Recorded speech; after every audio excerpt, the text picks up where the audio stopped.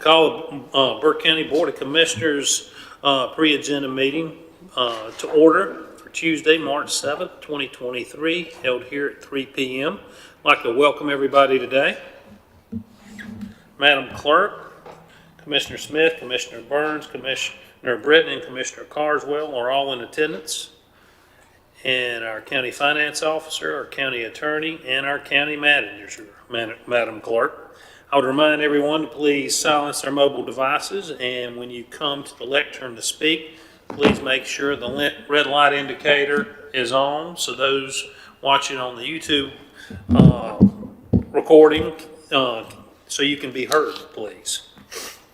Gentlemen, first item on the agenda is the approval of the agenda. Gentlemen, you've had a chance to review that agenda. What's the pleasure of the board?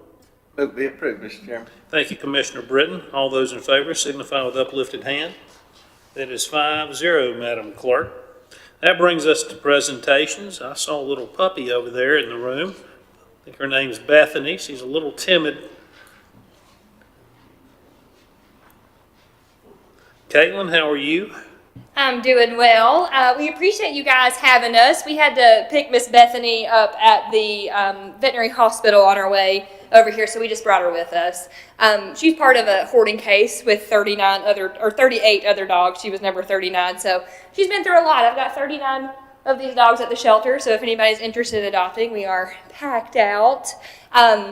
But as far as our presentation, we'll be doing like we do every month. Come up here, we'll present a cat and a dog of the month. It may or may not be Bethany, and maybe one of her siblings that we have at the shelter. And also updating you on any upcoming events and things like that we have going on. Thank you, Caitlin. Gentlemen, any questions, comments? Extremely cute dog, so I would encourage people to reach out to adopt Bethany or one of the other 38 dogs that we have. How many cats now? We don't have a ton of cats. We have about 25 cats, and we have 38 and plus more dogs at the shelter. We probably have close to 50 dogs at the shelter right now, so definitely could use some adoptions. All right. Thank you, Caitlin. Thanks. Gentlemen, without objection, this item will remain on the agenda. That brings us to presentation number 2. Proclamation declaring March as National Social Work Month. Is Corey here? I don't think I saw Corey. Gentlemen, since Corey is not here, if you'll look in your packet, you'll see we are going to do a proclamation declaring National Public Safety. Let's see. Proclamation declaring March as National Social Work Month. Apologize, Madam Clerk. And Corey will present that at a regular meeting. Gentlemen, any questions or concerns? If not, without objection, this item will remain on the agenda. That'll bring us to presentation number 3, VEDIC, update on fiscal year 2021-2022 activities. And this is presented by our friend Eddie. Hello, I want to thank you all for allowing us to come in today and talk about what we do at VEDIC. I'm Eddie McJimsey. I work there part-time as a business development person, and we're here today to talk just a little bit about what we do and to give some people information about what VEDIC is. The town of Valdez established Valdez Economic Development Investment Corporation as part of an NC Rural Center NC STEP program in 2009. The purpose was to provide a comprehensive set of services to new and existing businesses in Valdez. The Valdez STEP Committee received a $125,000 grant from the Rural Center to be used as a revolving loan fund. So from these small beginnings, we've created a larger entity in Valdez now. VEDIC also created to administer a program through their first loan was in 2009 of July, so we got right away to lending our money out.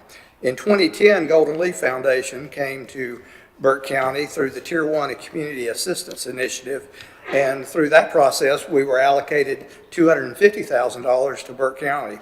So the VEDIC board was expanded to cover the whole Burke County and not just Valdez. As we became a 501c3 with an expanding board, the countywide loans to businesses were first made in 2011. In 2012, VEDIC applied to the USDA Rural Center through the RBS program, a business cooperative service, and we became an IRP, intermediary relending site for the USDA. We were allowed to borrow $161,000 from the rural USDA, and we've now loaned that money out. And we also have gotten other monies from the USDA over the years. And currently, we have approximately $8 million in a loan portfolio with probably helped over about 100 businesses altogether.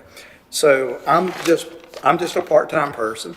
So the other people that we have here today, we have Sherry Long, who is our chairman of our board, and also the assistant executive director of the Western Piedmont Council of Governments. And she's going to come up now and give another overview. Thank you all. Thank you, Eddie. Sherry, how are you today? Good afternoon. I'm great. Great day to be in Burke County. I was actually out surveying, helping Valdez look for a water project, so I'm sorry I was running a little late.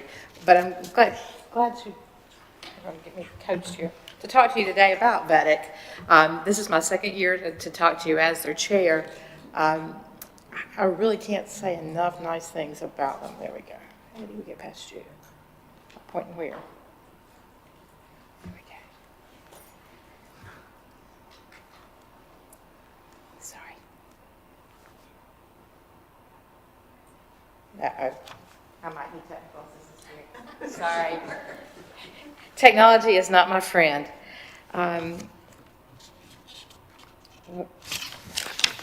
First of all, I want to talk to you a little bit about what our current loan portfolio is. God, we made a little help with the clicker. You got?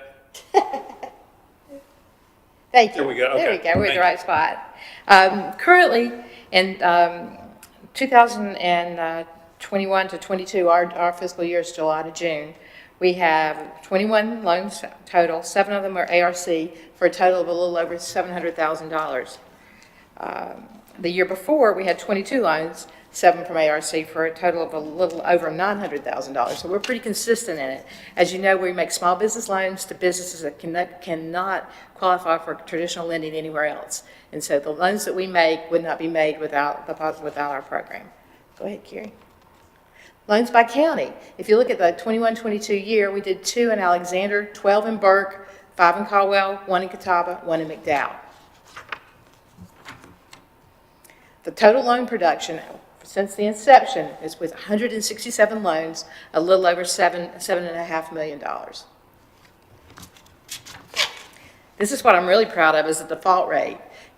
Anyone who has loaned money or borrowed money or has seen people borrow money know that the default rate typically goes up during poor economic times. Even through the pandemic, we have only had 7 loans total since the inception of VEDIC that have gone to where they could not pay their loan back out of 167. That's 4.2% of the loans, but only a loss rate of 1.7% since inception, which means out of all the $7 million that we've loaned, we've lost $126,500.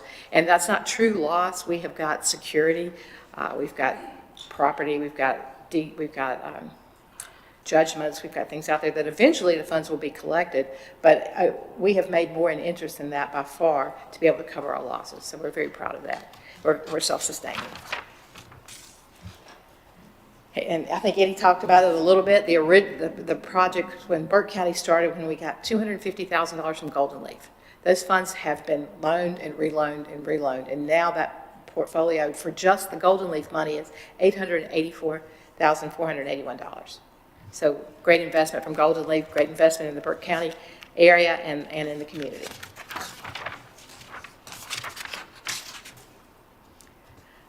Eddie also mentioned that the Rural Center gave Valdez $125,000. Those loans have revolved to almost $375,000. So we've tripled those funds also. So if you're looking for small businesses that can make an impact in the community, and these funds have not only made an impact, they have been replenished and reloaned. And so we're very proud of that.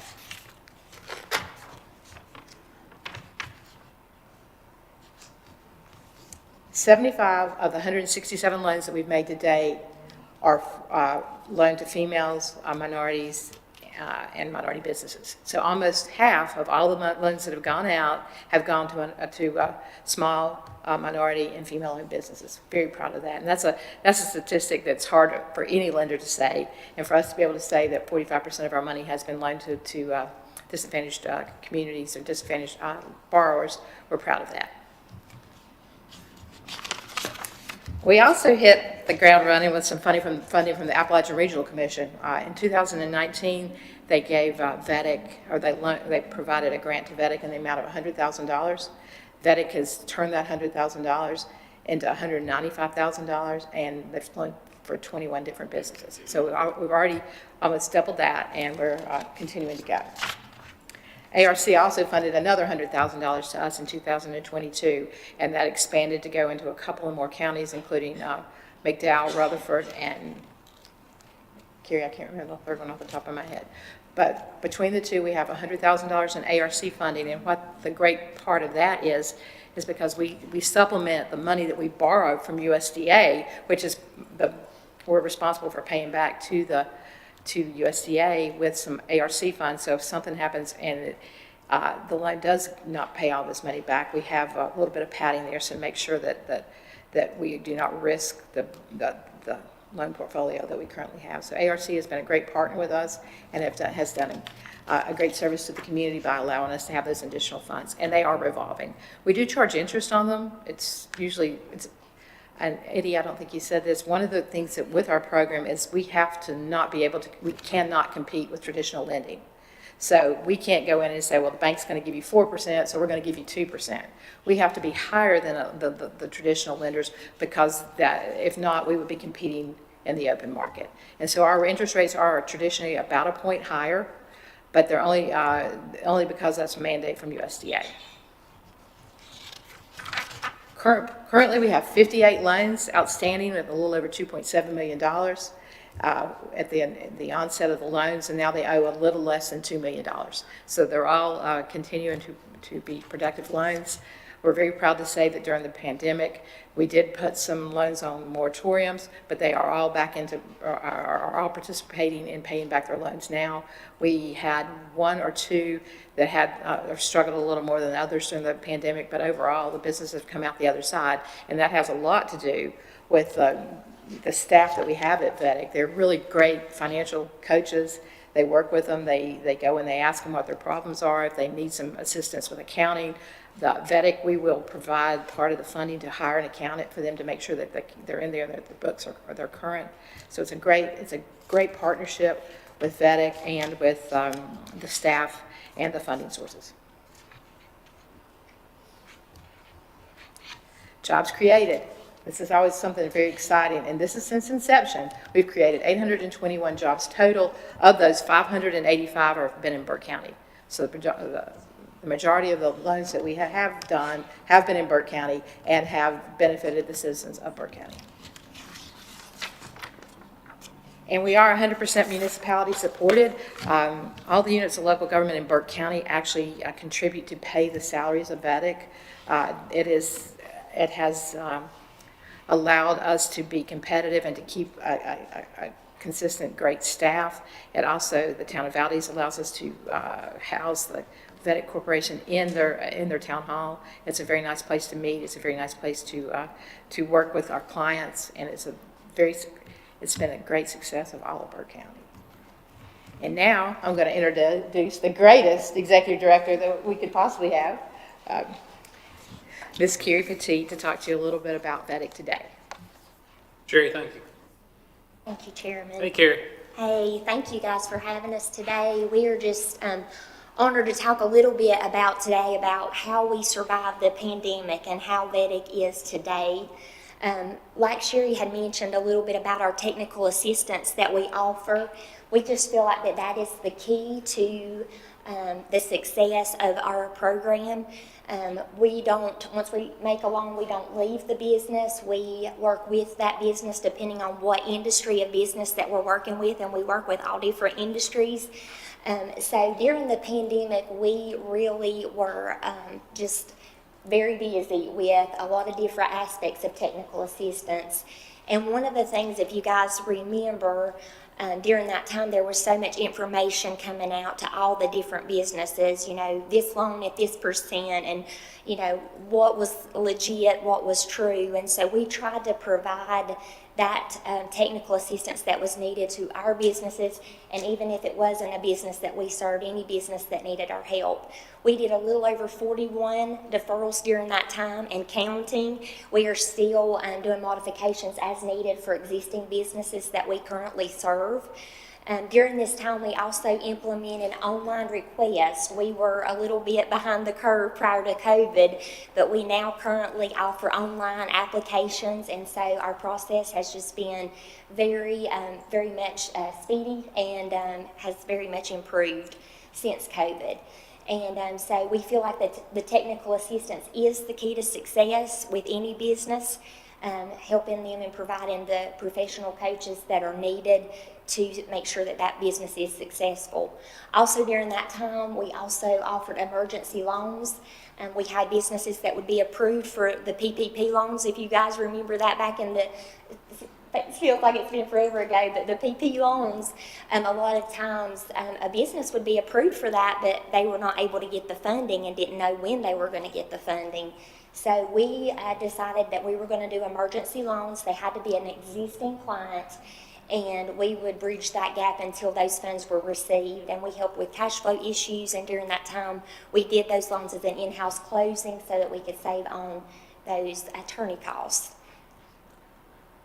Also, during the pandemic, we noticed that due to the amazing offerings that were being, offered out there, some which were better than what we could offer, we received a lot of payoffs.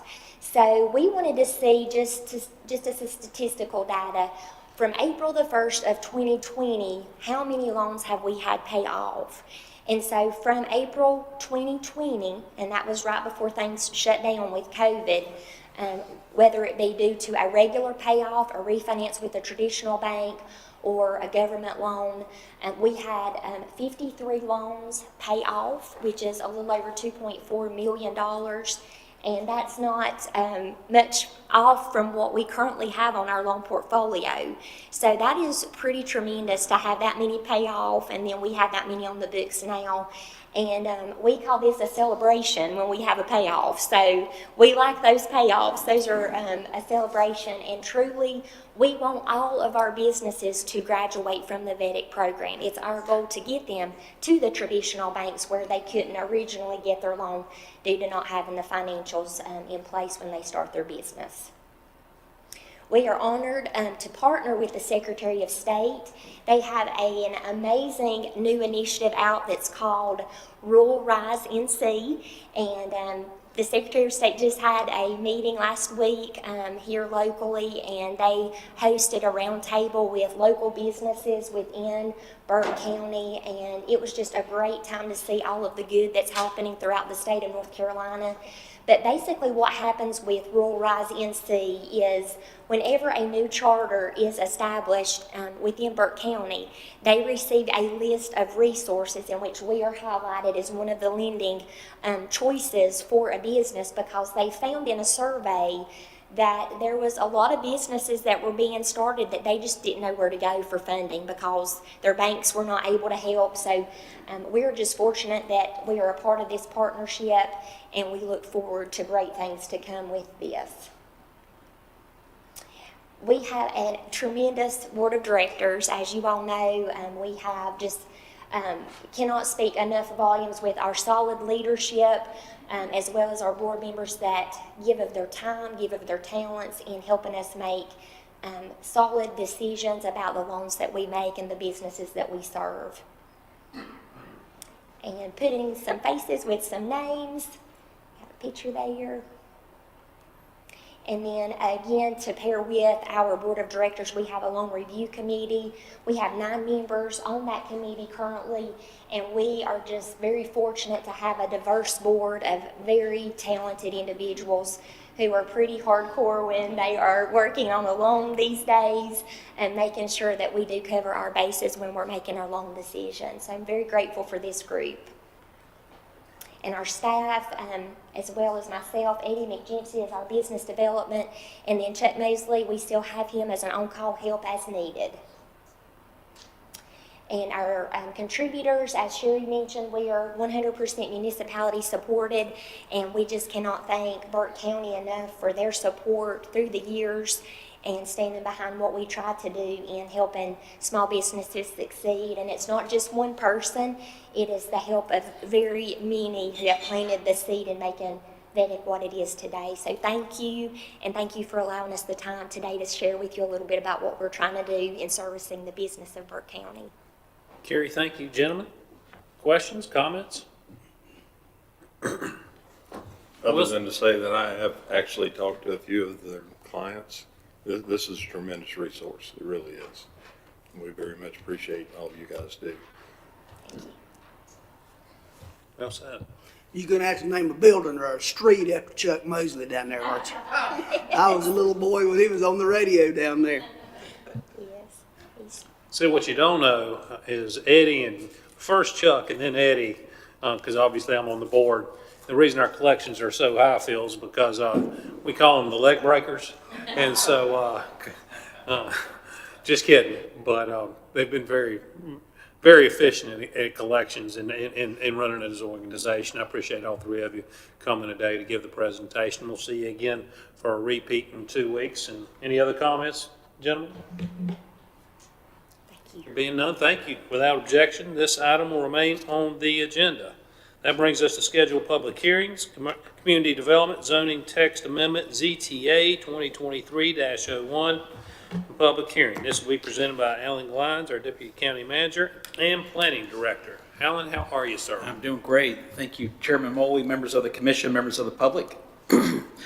We've been operating under a moratorium for the short-term rental program since probably October, due to be up in April. So we're here with you now because we recommend a change in the ordinance to basically remove those sections that would cover short-term rentals. A lot of the opportunities we had when we were developing short-term rentals, some of the stuff just never really materialized for Burke County. We didn't have that many problems with the program, and it was mostly centered on one neighborhood up at the lake.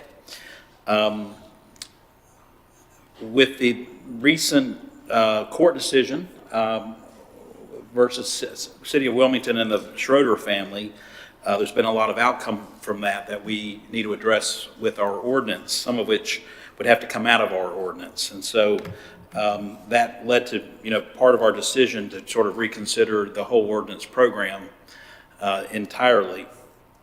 And I think our focus was a lot about safety. When we were imagining developing an ordinance in about 2021, our team wanted to make sure that this type of use would be a safe use. And so a lot of our ordinance items were about getting in the home and structure and inspecting it and that sort of thing. Well, none of that can be done now because of the Schroeder case. It has to be treated like a residential use, which is what the court found. The court found that a short-term rental is closer to a residential use than a commercial use. So residential rules apply in these cases. So there's very little enforcement that we can take. We can't do inspections and that sort of thing. Also highlighting that we haven't had that many true complaints. We had a few folks would call code enforcement and say they saw where 7 people got out of the car, and that house is only permitted for 6 people. So those kind of complaints were kind of the things we were addressing. And we also note that a neighborhood may be able to do more on their own through a homeowners association if they have one in place. We did take this recommendation to the planning board, and they recommended that it be moved forward with a positive recommendation to remove the ordinance sections with a vote of 4-1. We also had a community meeting in here before that to kind of inform that decision and discussion. Had a room full of folks come out, and most of them were either don't have an ordinance or just go real light with the ordinance. It's working okay. We're not having problems here in Burke County, so questioning about the need for the ordinance altogether.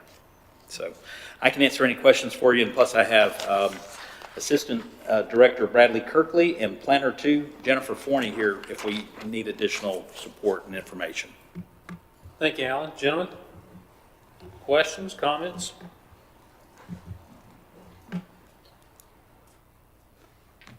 Mr. Chairman, I don't want to play with words, but we've got a recommendation here that says, furthermore, recent court decisions have for the most part ruled against many of the short-term rental regulations. Either they did or they didn't, not for the, I don't understand that, how for the most part. Either they ruled against them or they didn't rule against them. So they ruled against short-term rentals, is that correct? Yes, Let's reword that, we will work on it. please, and I just don't, I know it might be nitpicky, but the court decisions have been made, and I would rather it be very clear that those decisions were rendered by the court, and that's the reason we're doing what we're doing. Any other questions, comments, gentlemen? Thank you. Much needed. Thank you, Alan. Thank you. Then without objection, this item will remain on the agenda. Public hearing number 2, Community Development Zoning Map Amendment, ZMA 2023-01 in public hearing. This will be presented by Mr. Alan Glines. Thank you again. Dean Evans, who is a resident in the eastern area of Connolly Springs, is requesting a rezoning of his property from industrial to residential 3, R3. And the industrial district was put in place there because the family had a business there for quite a number of years. Mr. Evans recently retired and he wants to reutilize the entire site for his home and have associated outbuildings.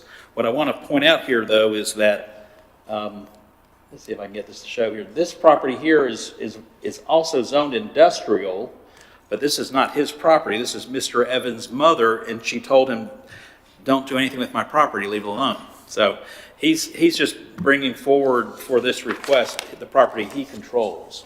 So that little square down there will remain. If you all do approve the rezoning for Mr. Evans' property, that other property will remain. What we have here is pieces of land that were all owned by the family at one time.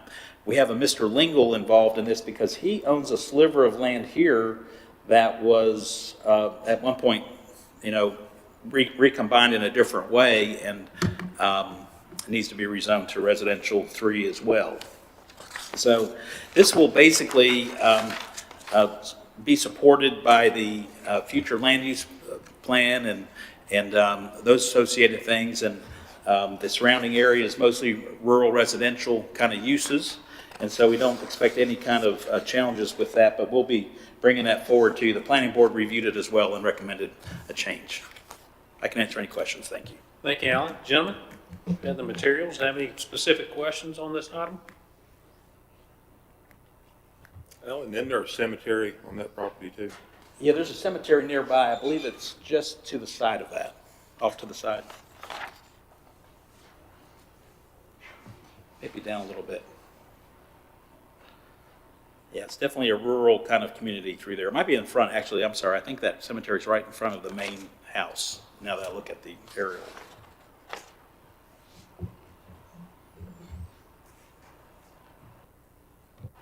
In this area here, there's a church nearby, kind of operating there. Okay. Any other questions, gentlemen? Comments? Thank you. Alan, thank you. Without objection, gentlemen, this item will remain on the agenda. That brings us to the consent agenda portion, resolution joining opioid wave 2 litigation.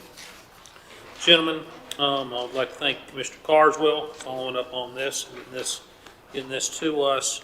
Resolution by the County of Burke authorizing the execution of opioid settlements and approving the supplemental agreement for additional funds between the state of North Carolina and local governments on proceeds relating to the settlement of opioid litigation. Gentlemen, you should have had an opportunity to read through that, but Johnny, would you like to make any comments on this?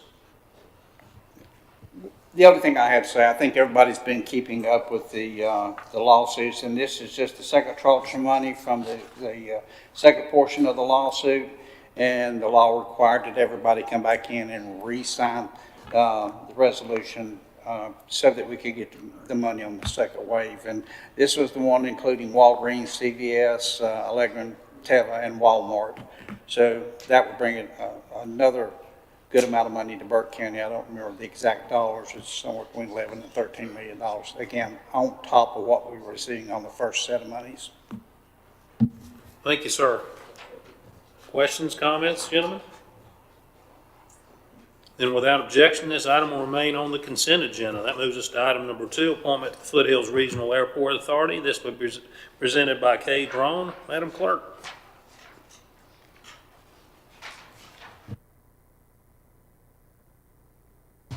Thank you, Mr. Chairman, members of the board, members of the audience. This is a request to remove Dennis Pearson's name from the official roster for the Foothills Regional Airport Authority. He has served a good number of terms and does not wish to continue that service. So we want to thank him for his service, and we want to appoint Thomas Fraley to seat number 2 to complete the remainder of a 2-year term ending January 31st, 2025. Would like to thank Commissioner Burns for finding this applicant for us. Gentlemen, questions, comments? I did see that he heard about the position from you, and so I appreciate that. He did, Mr. Chairman. He's actually been a long-time pilot. It's on. I'll push it toward you. He's been a long-time pilot. He owns Bless you. a few airplanes himself, so this is kind of near and dear to him as well. Great. Gentlemen, any other questions or comments? Then without objection, this item will remain on the consent agenda. Item number 3, clerk reappointments to modifications of Burke Senior Center Advisory Council. Thank you, Mr. Chairman, members of the board. The Burke Senior Center Advisory Council is a 9-member board that makes recommendations about programs offered at the Senior Center in Morganton. Members serve a 3-year term. We're requesting the removal of Dave Lammers from seat number 2. His term expired in 2022. We're requesting the reappointment of Barbara Huffman, seat number 3, Susan Janney, seat number 5, and Gwen Huffman, seat number 8. All 3 members are in good standing and desire to be reappointed. We do have a few vacant seats on this board, and they've been vacant for quite some time. So in consultation with the Senior Center Director, we recommend reducing the membership of this advisory board from 9 members to 7 members, and that we would eliminate vacant seats number 6 and 7. Gentlemen, questions, comments? All right, Madam Clerk, thank you. Without objection, this item will remain on the consent agenda. That brings us on to item number 4, amendment of the county travel policy. This will be presented by Brian Epley, our county manager. Thank you, Mr. Chairman. Commissioners, very simple consent item. Working through rewriting the county's travel policy with 3 very clear objectives: streamline, simplification, and modernization. Where we're looking at forms, we're comparing to best practices from peer counties as well as the state. As an example, that language is being finalized, but be prepared to present that to you all in 2 weeks for consideration. Thank you, sir. Gentlemen, questions, comments? I have a comment. Thank you very much. Yeah. I finished. Yes, sir. Thank you, Commissioner Cardwell. Commissioner Breton. Mr. Chairman, does that need to be moved to decisions since we don't have that today, or what do you think, Madam Clerk?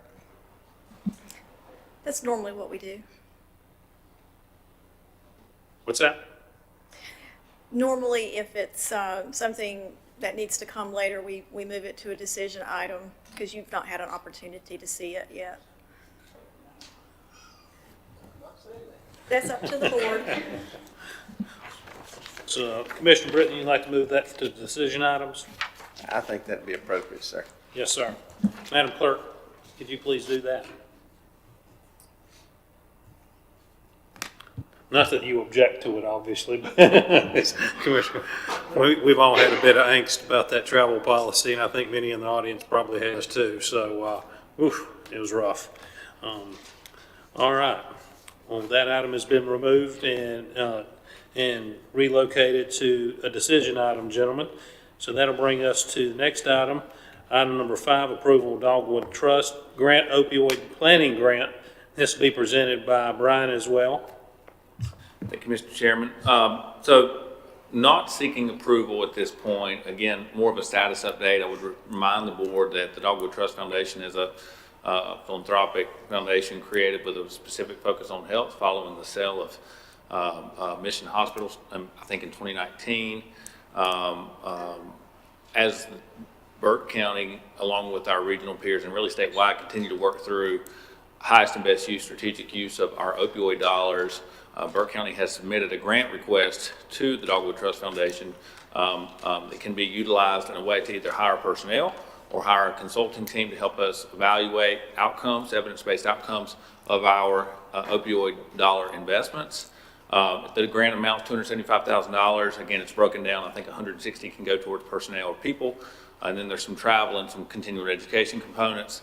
At this point, as this board and Burke County has been continuing to work on that now for several months, just wanted to advise the board of the status of the grant and also let you know that we're continuing to work through terms and conditions.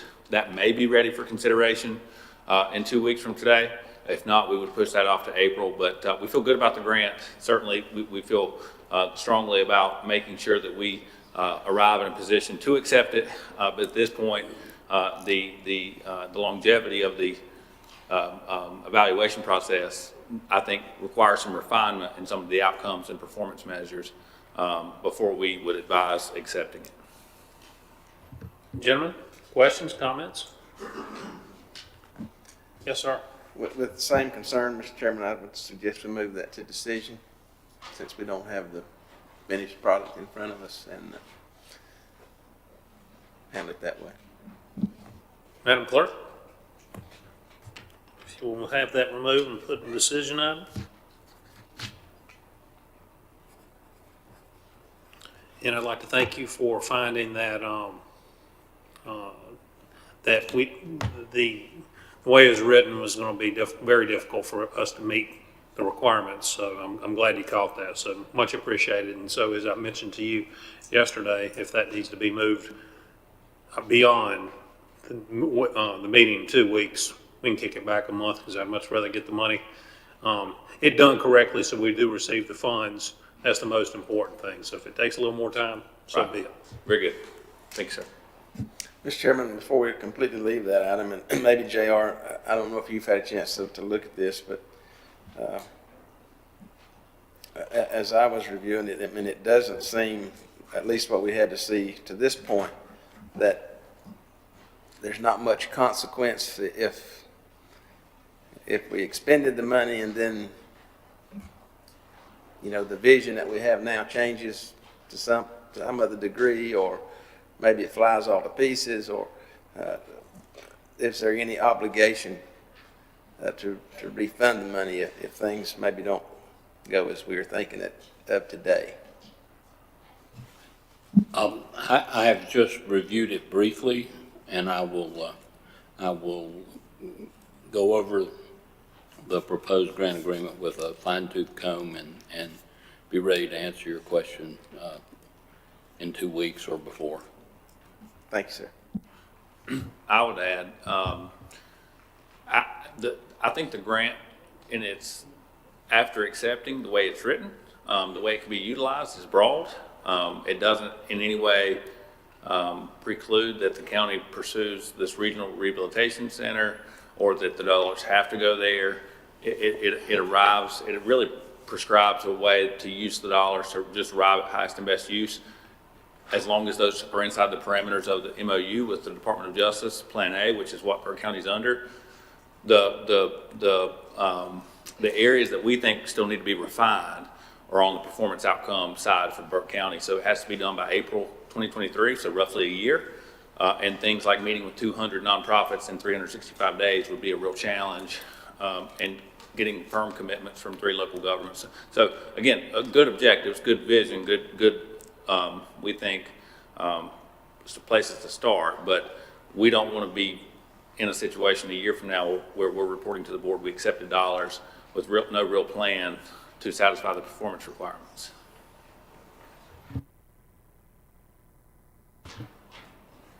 Thank you, sir. Gentlemen, that has been moved to items for decision. Brings us to consent agenda item number 6, Partners Behavior Health, Partners Health Management Financial Reports for the period ending January through December 2022, presented by our good friend Tara Conrad, Community Engagement Director. How are you today? That is a mouthful. Hi, and good afternoon, Commissioners, Mr. Chairman. Thank you for allowing me to come and give an update on where we are. This particular PowerPoint looks at 12 months ending December 31st.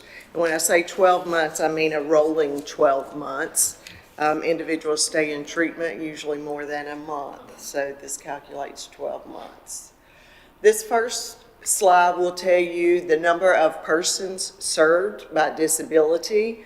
On the left hand, the blue column, are Medicaid recipients, individuals that receive Medicaid and their services are funded through Medicaid. On the right, the green is state funds or other grants or other funding streams. But the first 2 numbers are individuals served that have an intellectual and developmental disability diagnosis. So 43 were served with Medicaid in 1 state. The next, and it breaks it out by child and adult. So we serve 43 children with Medicaid, 266 adults with Medicaid, all with intellectual and developmental disability diagnoses. When you look at the second set of graphs, you have 550 children served with Medicaid and 23 adults served with Medicaid. Children by far are more eligible for Medicaid services than adults. Well, let me back up. So 550 children served with Medicaid and 23 with state dollars, 972 adults with Medicaid, and 613. I didn't label the graphs on the bottom. That's what's throwing me off. And then the last category is substance use. So we had 19 children served with Medicaid with a substance use disorder and 299 adults with substance use served with Medicaid. Any questions on that slide? Because I know I kind of messed it up a little. Gentlemen, any questions on that slide?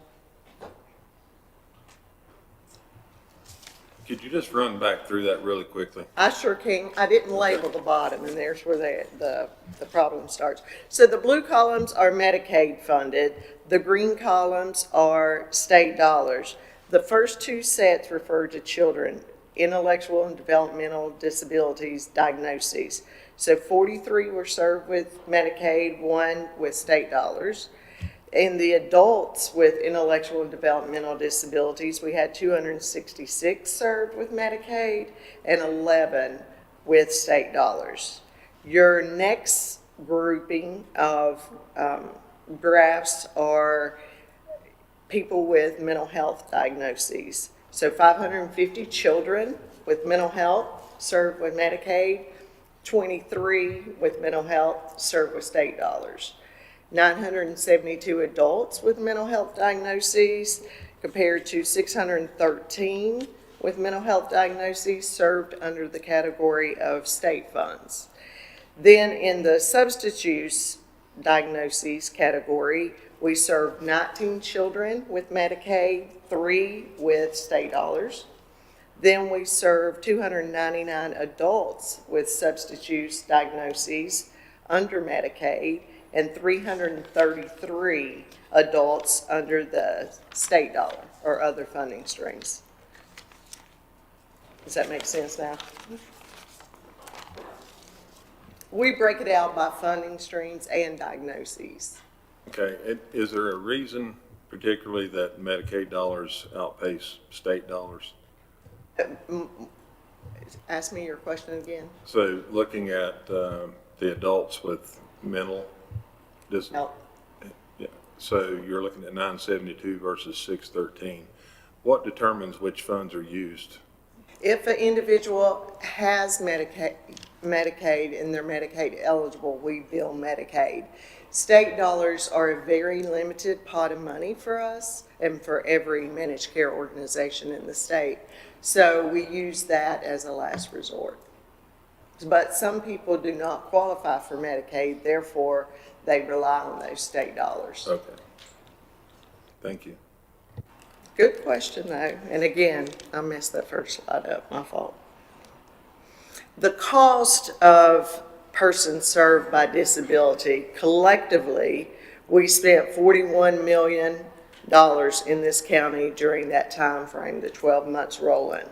And it's broken out by disability and category. Again, you've got Medicaid and state, and you can tell under the adult category, under intellectual and developmental disabilities, we spent 24 million in that category. And then you can see the breakout followed with a collective total of 41 million. So adult intellectual developmental disabilities, we expended the most funds on. And this next slide will break it out to give you 61% of our members were served in the intellectual developmental disability with a total of 25 million, and that includes Medicaid and state within that category. In your mental health category, 34% of the members were served in that category. It was a little over 13 million. And in substance use, 5% of the members with 2.1 million spent during the 12 months. Any questions on that? Yes, sir. On the IDD portion of this, where are those funds spent? Is that community college? It is spent at various locations, whether it's J. Iverson Riddle or your community programming or services, whatever services they may need related to behavioral health. Any other questions on that slide? Now rolling into county funds. So county funds run July 1st, for this particular slide, July 1st through December. And in the first category, we have the System of Care Collaboratives. Those are community groups that, it's a group comprised of 15 different agencies in the county, all serving either adult or children with behavioral health needs. This particular group helps, they identify a need within the community and they work together to meet this need. Some of the things that they've accomplished thus far this fiscal year is supporting the Burke Recovery Rally, which 600 individuals were in attendance. They do other initiatives, educating the community about behavioral health needs and treatment services that are available in the community. We have consumer reserves in 2 categories, one for intellectual and developmental disabilities, one for mental health and substance use. Those funds are used to cover services that are not Medicaid billable, or the individual has not obtained Medicaid yet. So we use those reserves to act as a buffer or to cover those expenses that may not be billable to another funding stream. Whole person transition care, that is care management services in collaboration with DSS, with juvenile justice and hospitals. The staff works to help try to find other more appropriate alternative services or to help link that member to treatment services. So in 6 months, they served 63 individuals. Under the mental health jail services, your providers, correctional behavioral health, that was new this year for Burke. They completed mental health assessments, case consultation, suicide assessments for the individuals in the detention center. In 6 months, they completed 46 assessments. Other services that are occurring in the jail are your peer support services. Those are individuals with lived experience. This is provided by a different provider in the jails, and they work to help link the individual to treatment once they leave. They work with them in the jail and then help transition out. 68 inmates were served during that time period. Psychiatric support, that's a psychiatrist that has contact with individuals, and they could either refill scripts, do an assessment, or whatever is needed. That particular service had over 1,100 touches during that time period. The Moores program is a family partner support for individuals. It works to address the needs of the whole family that may be in a mental health crisis. 22 families were engaged during this time period. Embedded therapist at DSS, that particular therapist is there to do assessments, to do individual or family therapy with the kids while they're on site. With that particular provider and therapist served 35 individuals during this time frame.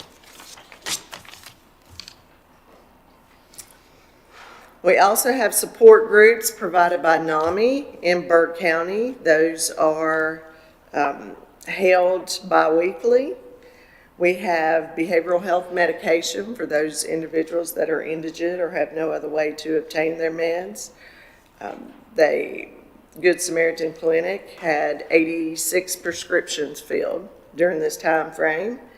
Housing reserves are utilized to help stabilize a family and to help prevent eviction. And these would be families with behavioral health needs, severe mental illness. The funds are used to help support and stabilize.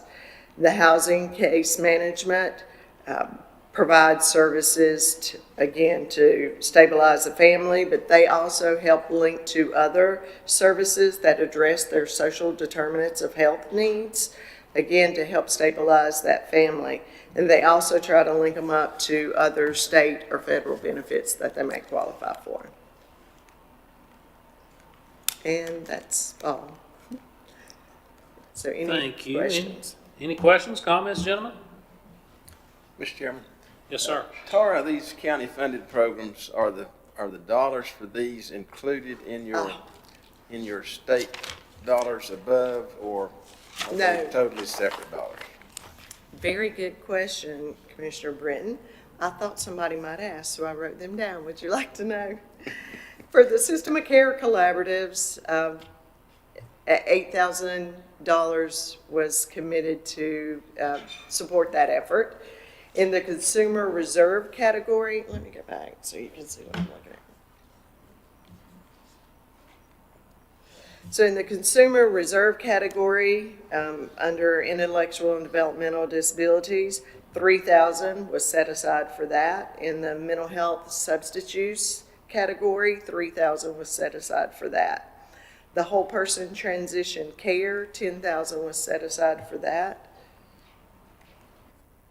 Under the mental health jail services with correctional behavioral health, $30,052 was set aside. In the peer support services in the jail, $58,308 was set aside for the year, not 6 months, but for the calendar year, fiscal year. Psychiatric support, $72,140.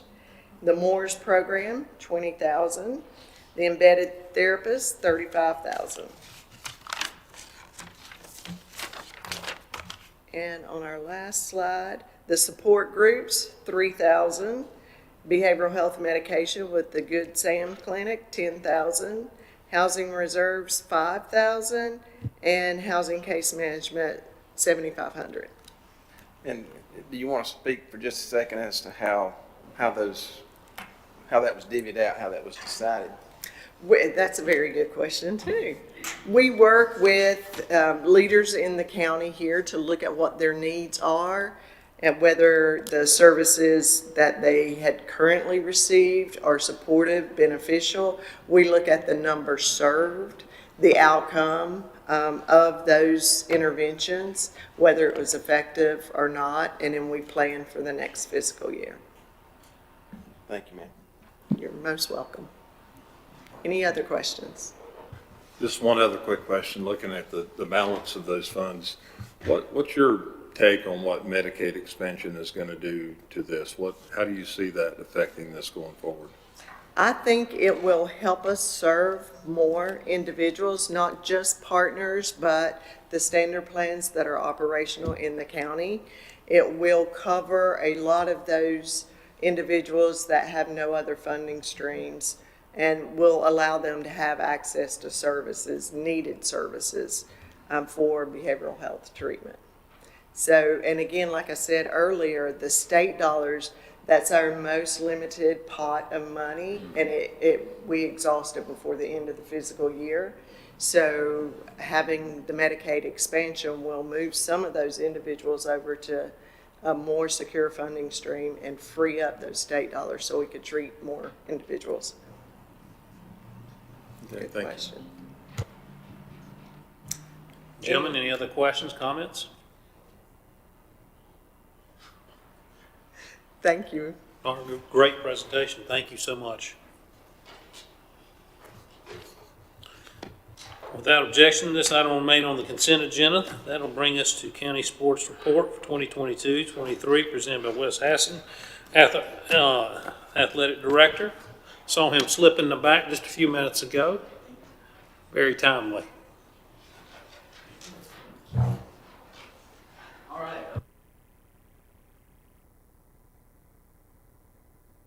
Okay.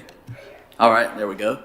Good afternoon, everybody. This is my first time giving an update at the commission meeting, but I thought it would be a good idea to start coming in and giving some updates on our county athletic programs because they are so widespread and they are such large programs. So since 2020, since we had to shut down and stopped everything for a little while, it's been kind of unpredictable as to the trends that the participation is going in, but right now we're doing pretty good, and I just wanted to update everyone on some increases that we've seen from 2021 to 2022. So I'll just start back at the beginning of our athletic year, our sports year, which was the fall of 22. So in our outdoor soccer program, we went from 25 teams in 2021 to 39 in 2022. So that's the most outdoor soccer teams we've ever had, I think, in the county league. It's getting pretty big, and I think that we're going to see even more than that maybe next year as another athletic foundation, Hillcrest, is going to come into the league. It's going to add a few more outdoor soccer teams. With tackle football, we went from 24 to 28 teams, 24 in 2021 to 28 in the fall of 2022. And McDowell County did come down and partner with us in that program last year. They have 4 teams, so 4 out of the 28 were McDowell, and we had 24 of them were Burke County teams. And then in basketball, we went from 140 teams in 21-22 to 155 this past season, 22 and 23. And currently, we're in our indoor soccer season. We went from 119 in 2022 to 136 currently playing right now. And with our last sport of the sports calendar coming up is t-ball, girls softball, and baseball. We had about 50 teams last year, and so we're looking at probably at least 50 or plus teams this coming season, which signups are underway for that right now. So that's our youth sports update. Thank you, I Wes. have Gentlemen, questions, comments? Y'all do a tremendous job, obviously. I'm on your board, and I can see the growth. I know, is it still true tackle football in other counties is having trouble fielding teams? Yeah, pretty much. Our tackle football program is one of the few that's left, and there are a few around the state. A lot of it's went to flag, but ours is still remain pretty successful though here in Burke County. And there are a few around us, but they don't really have as many teams as we have in ours. And soccer has obviously exploded. Soccer has just gotten, it's exploded. So, and How are we doing on refs? officials, I think that I actually really think that we have one of the best situations with officials when it comes to youth sports here at Burke County. I try to stay very connected to our officials in every sport on a daily basis, keep up with what's going on, listen to what the teams are saying, and so I'm in constant communication with them, and we keep a great relationship with our officials, and I think we have some great training for our officials, which is what they really need, and we have enough veteran officials mixed with the new ones that they work together. And so our officiating situation in the midst of all the chaos that's going on across the state and the country with the official situation, us here at the County League, we're doing pretty good. So keep that going. Gentlemen, any other questions, comments? Wes, thank you, sir. All right, appreciate it. Great Thank job. you.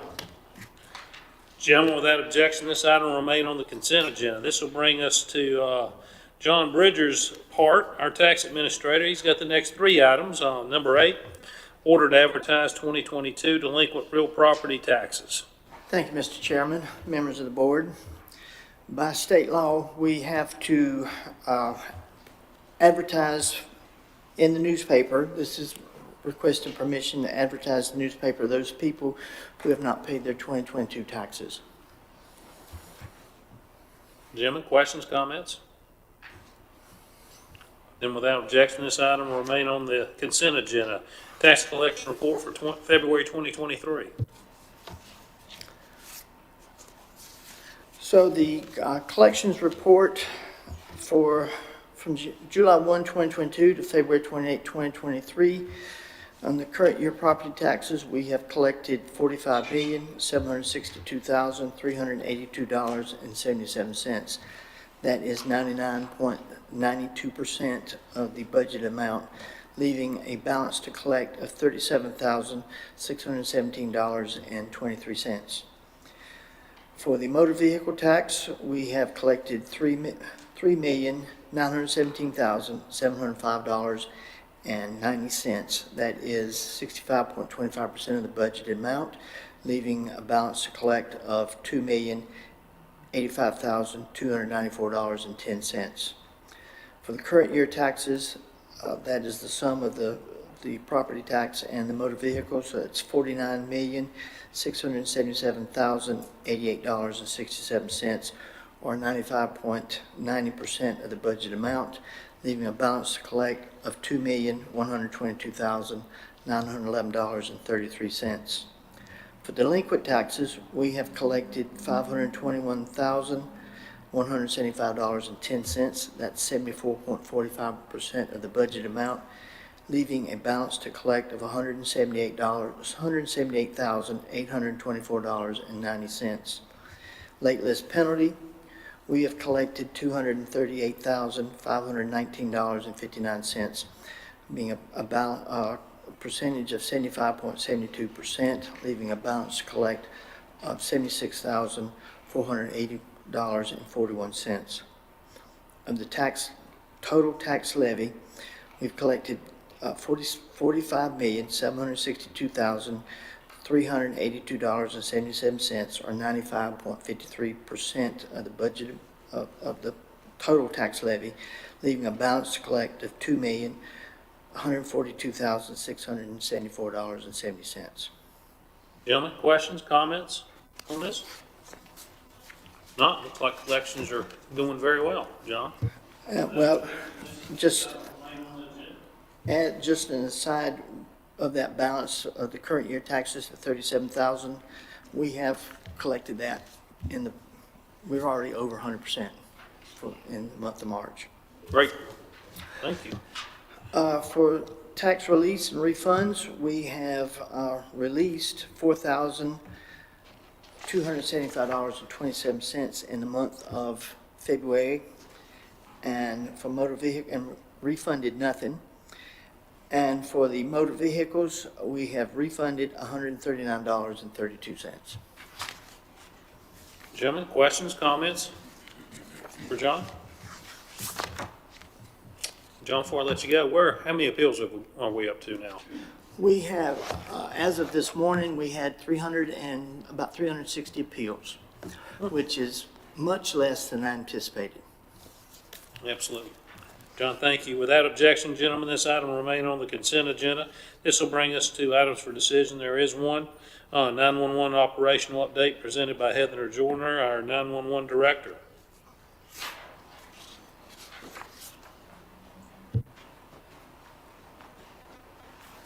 Good afternoon. Thank you, Chairman and members of the board. Thank you for giving me this opportunity to come and share this report with you this afternoon.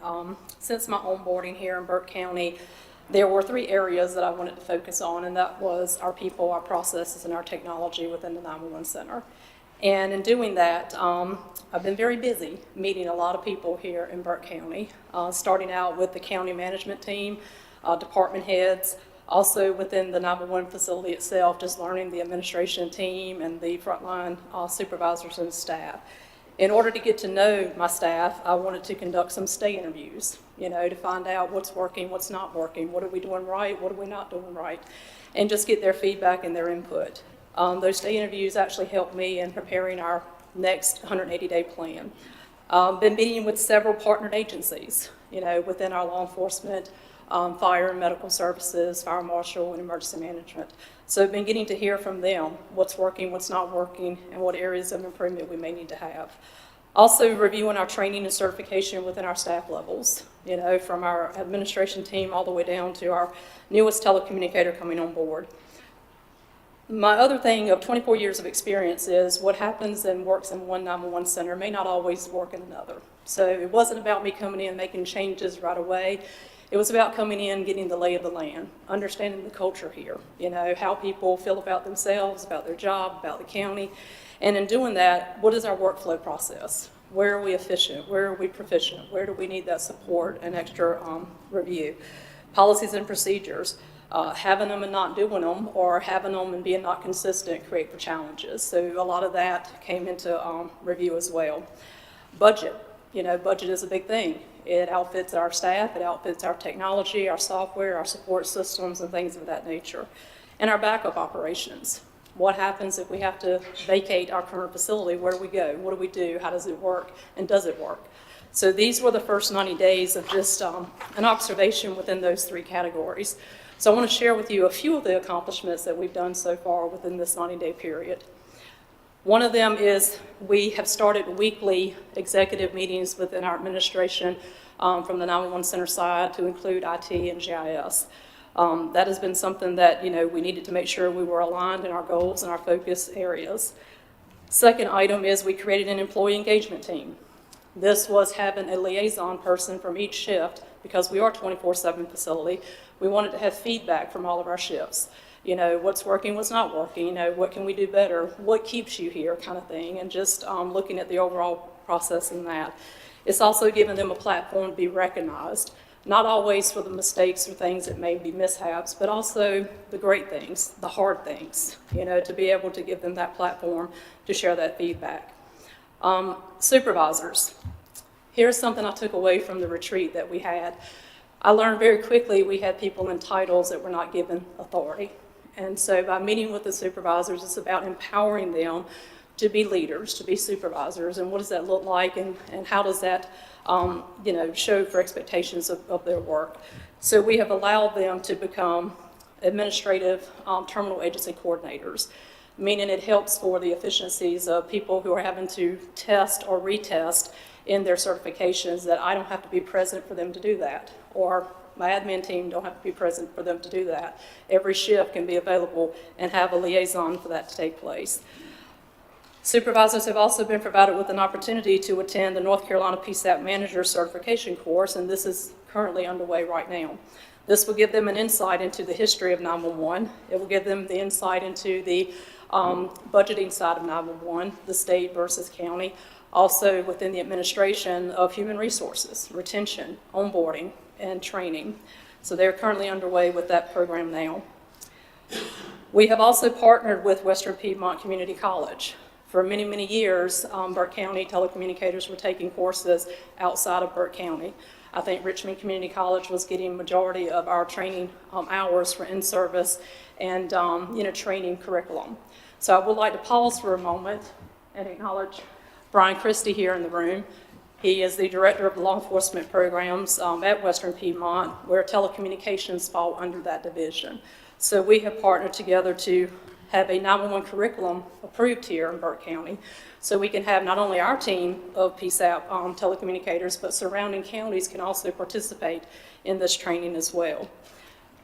The next slide here will show you these are two national topics that we have recently, one completed and the other one is scheduled coming up March the 28th and 29th of this month. The first one being the Sandy Hook school shooting lessons learned. We had the 911 director of Newtown Emergency Communications out of Connecticut come and do the session on the Sandy Hook school shooting and what was learned in that incident. This brought, I believe, over 100 participants into this, not only from Burke County, but surrounding counties as well, for 911, police, fire, and medical, and it was very successful. We got a lot of great feedback from that. So now we have Roger Smock coming in to do the Be Rail Safe program, which focuses on railroad, railroad emergencies, because as conversations have been going in the next year or two, we may be having more rails running through Burke County, and we want to be prepared for that. Other accomplishments we've had is providing agency admin and frontline supervisors access to the National Emergency Number Association's enhanced PSAP registry. And why this is important is because oftentimes when people are calling 911, they may Google and they'll pick a county, and sometimes they'll pick things that go to Georgia or other states. And so this is actually outfitting our staff to have access to this registry to be able to quickly and efficiently look up the appropriate call center where we can direct these callers to. So that's a huge thing. We've been adding and updating GIS data and support into our dispatch functions for adding hydrants, utilities, substations, and the emergency action plan with Duke Energy for any dam failures that may create for flooding and things like that in our county. We have created a unified telecommunicator dispatch email account. Instead of having our law enforcement emailing employees' email accounts, it will actually come through a telecommunicator unified dispatcher email account that will be CJIS compliant, so we're not sharing data across personal email exchanging. So that is currently underway. And then we have built relationships with our partners for media, public relations, and education. So the next slide here is just showing you some of the things recently that we have done to bring about education of 911, who we are, what we do, and what the challenges and the hardships can be sometimes within the profession. One of our recent, on the next slide here, accomplishment is adding Ellie Mae Burke to our team of 911. And we picked these pictures here just because, Alan, you're such a great smiler, and Ellie was basically mimicking his smile here in this photo. But I'll say I don't know who looks happy. in the next several slides, so again, Ellie Mae is a 16-week-old golden doodle that was added for a therapeutic pet for public safety responders, not just within the 911 center, but also to support our partners in law, fire, and EMS, as well as she'll be utilized in critical incident stress debriefings to support with that of high-stress calls. And there's also other community events and activities that she can be supported in. These are just pictures of some of our employees with Ellie as we were indoctrinating her into the call center. I think there's one more slide. There we go. We've even had EMS people, and we even had visitors today who were upset that Ellie was not present because she was out on an exercise run. So that was pretty exciting. So for our next 180 days, we're going to be busy, that's for sure. The next step is in our high school to 911 career program. This is about going to the local high schools that are offering public safety 1 and 2 for police, fire, and medical to now include telecommunications as a part of that program. So when they graduate from high school, they can also graduate just like they would with the CNA certification or an EMT certification. They can actually come out with a basic 911 telecommunicator certification. By doing that, they can come into Western Piedmont Community College on another program. We're working to bring that 2-year associate's degree here to Western Piedmont for the associate's degree in public safety telecommunications. Also, we are looking to create a 12-week dispatch academy. Right now, all of our training is on-the-job training. There are pros and cons with that, but there are also risks and liabilities with that too. So we want to be able to take the training, the bulk of it, and put it into more of an environment that's controlled. So when we do assign them with a CTO, a certified training officer, they're not getting someone off the street that has no knowledge. They're getting someone off the street who has competencies and the expectations of the role, the typing, the radio communications, the etiquettes, all of that. So they're getting someone that's already kind of been molded into what the expectations are of the position and able to work and grow that person. Next thing is to continue with our training with hosted and certification courses, bringing some really good content here that are skills-based to help us in our processes. Public relations and community workshops. This is a partnership also with Emergency Medical Services on teaching and educating about 911. Use it, don't abuse it. We're also in conversations with a partnership with Duke Energy to be able to bring Ready Fox, who is a 911 for Kids program, to Burke County. And that comes outfitted with the stadium mascot of a fox and some other kind of educational things that can help to educate our children. And when you educate the children in some of these events, you're also educating the adults that are there with them. So that's another program. We're currently revising our Burke County emergency communications policies and procedures.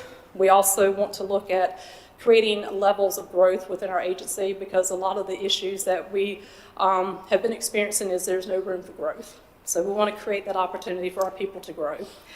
And then our backup operations and support, how we're going to effectively and efficiently work towards making that in those improvement areas. So that's basically the report that I have regarding my first 90 days, and I would like to entertain any questions or comments that you may have now. Heather, is that all you've been doing? Well, let me just say this. I have to acknowledge these two guys here, Terry and Chris, have been a huge part of my success here, as well as my other administrative teams and frontline supervisors and all telecommunicators. I mean, they have made it very much an experience, and I could not do what I do without their support and their guidance. Saw a nice write-up on Chris in the paper the other day, so congrats. And so y'all are getting a lot of recognition, well-deserved. Gentlemen, questions, comments? I want to commend Mr. Christie for having a great program over there. My youngest son is a recent graduate of that and employed at Valdez. And I want to thank you too, Heather, for helping me obtain a frequency so I can listen in and spy on him every now and then. And I also want to make a request of you. Yes, sir. Whenever I get to do my tour over there, I want you to make sure Miss Ellie Mae is over there, okay? Yes, sir, we can accommodate that. Yeah. There is one more item that I would like to share with you, and that is National Public Safety Telecommunicators Week that is coming up in April. And these meetings are happening before that week, and if I were to come after, it would have been after the week of Telecommunicator Week. I wanted to just share a proclamation, and this is my first meeting to talk about proclamations, so I don't know if I'm supposed to read it or if I'm just supposed to reference it. Do I read or reference? Your preference. You can reference or you can read. Okay. All right. Since I forgot my reading glasses, I'll just reference it if that's okay. Maybe I'll read it at the 20th meeting. But I would like to share on the next slide. This is my last slide here. These are telecommunicators that are being acknowledged for the 911 SAVE Award. These are telecommunicators that have assisted with successful CPR and first aid for EMS to respond. And we do have one of our telecommunicators, Jesse Cooper, if you could stand for me just a moment. Jesse is one of our recipients on this list who actually has worked to save a life by performing pre-arrival medical instructions of CPR. So just wanted to acknowledge her for that. So thank you, Jesse.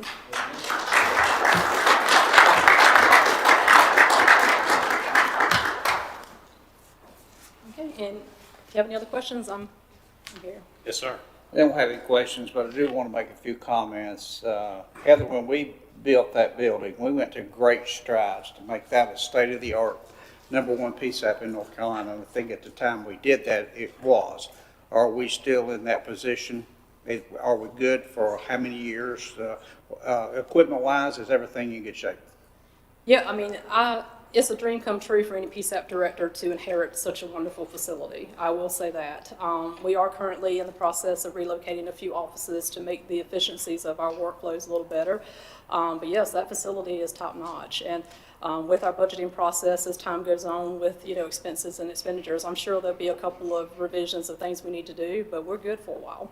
I want to commend you. The one thing that was lacking, we built the building, but we didn't have the planning. You brought the plan, and I appreciate that so much.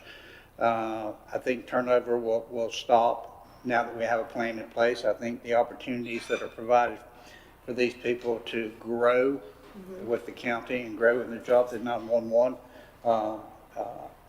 I'm just overjoyed to hear all that you're working with Mr. Christie over at the college to develop programs.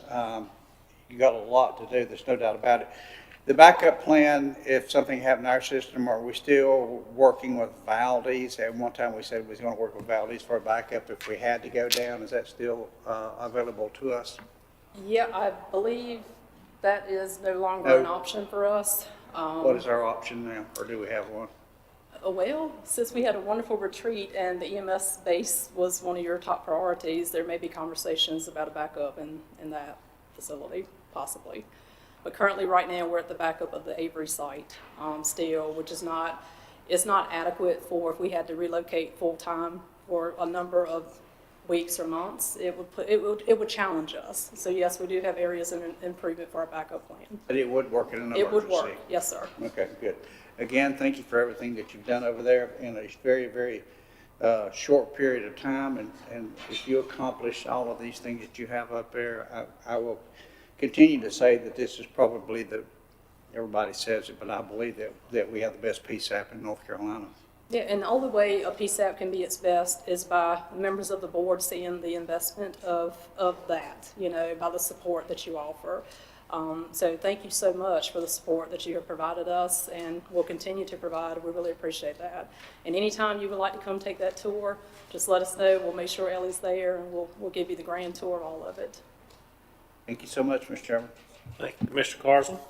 Gentlemen, any other questions or comments? Mr. Chairman, Now, I was getting ready to ask you this very question. I think you're reading my mind.